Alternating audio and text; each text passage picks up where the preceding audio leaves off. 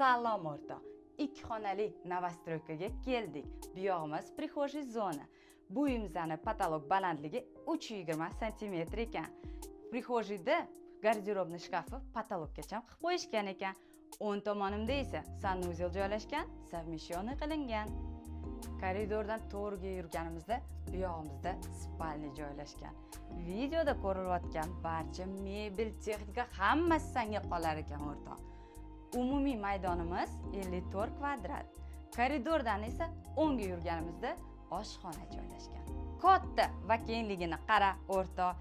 2 xona 10-etaj, 10 etajli novostroykamizda. Lekin esa tepada mansardasi bor ekan.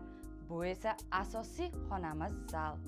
Remonti bu uyimizda shunda ko'rinib turibdi, didi bilan qilingani.